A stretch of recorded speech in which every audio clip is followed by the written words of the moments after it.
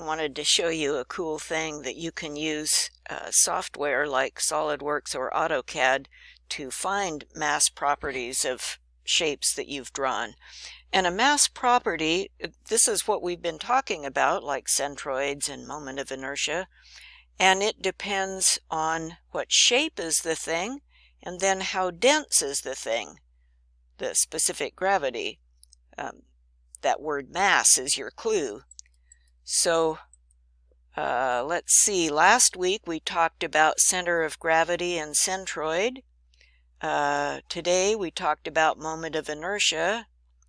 When we look at column buckling, we'll talk about radius of gyration, although not in a lot of detail. So anyhow, you can use your software to find these. Now in SolidWorks, they have a mass properties tool, and even the basic SolidWorks package will run this. And then in AutoCAD, they don't have a toolbar icon for it, so you just have to know to type massprop. I want to show you what that looks like in AutoCAD. So first of all, if you have a nice polyline here, here's a nice angle iron, you probably know that in AutoCAD, up here in the Utilities panel, there are all these measure commands.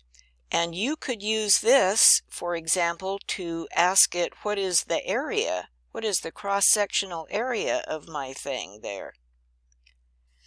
So I could tell it O for object and select the object, and it will give me some numbers. But what if I want to do more than that? What if I want center of gravity or moment of inertia? These three shapes all look the same, but I've labeled them polyline, region, solid, and I made a copy of this drawing. So here you can see the polyline is just a two-dimensional piece of wire, basically. A region is an old kind of thing. We don't use it too much anymore. It behaves like a solid, but it's two dimensions. It's like a two-dimensional solid.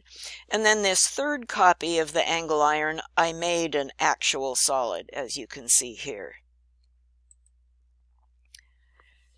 So you cannot use mass properties on a polyline. You can use it on a region, and you can definitely use it on a solid.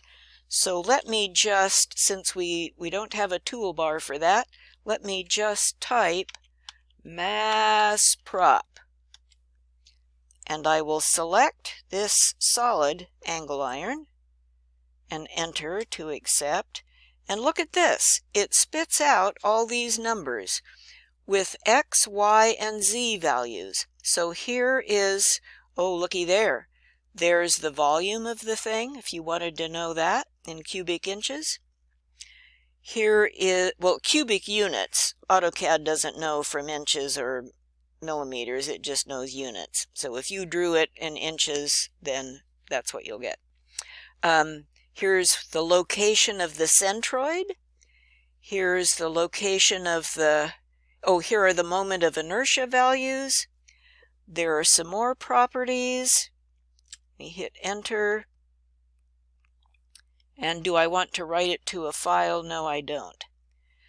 So if you click this down arrow thing next to your command line, it will bring these numbers back up for you.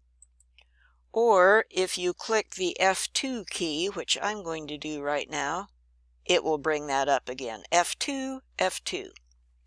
These numbers are from the 0, 0, 0 point of your drawing. It's the 0 point of the world coordinate system, and these yellow construction lines here start at the 0 point of my drawing.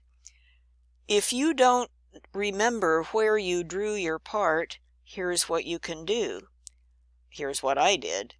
I said, okay, I want to draw a line, and I want to start it at 0, 0, 0. And now my line is hooked up at the 0, 0 point. So that's how you can find out from where are your x, y, and z values originating. There you go.